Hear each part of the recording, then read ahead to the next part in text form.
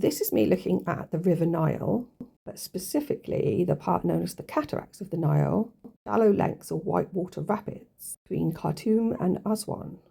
These cataracts help to serve as a natural border for Egypt. I was actually drawn to use a lot of yellow and like golden colours. The problem is if I just use that, you wouldn't see anything. I've kind of accentuated it with some sort of oranges and a little bit of blue. Top left, I kind of see, it's almost like an angelic figure with like a crook or a staff next to them. Some sort of creature to the right of them, not sure what it is. Almost stood on what is like a cloud of sunlight, I think. This creature down below, right, is like the skeletal remains of a lizard. So below that and to the left, I can see the outline of maybe a cat.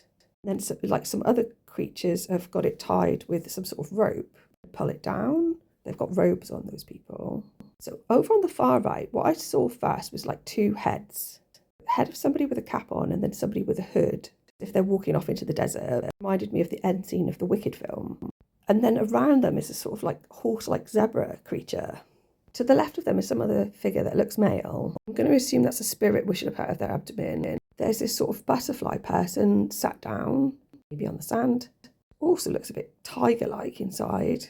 And there's a little backpack person with her. Back up towards the top, there's this sort of bird-like creature, below which is another smaller bird.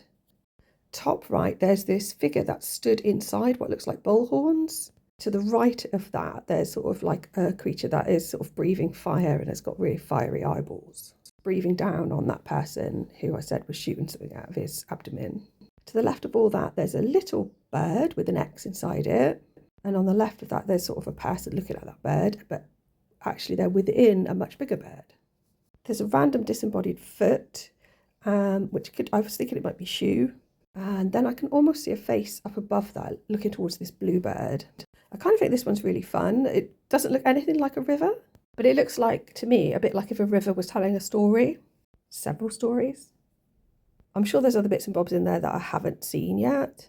Things overlap each other so much that sometimes you see the smaller thing and not the bigger thing.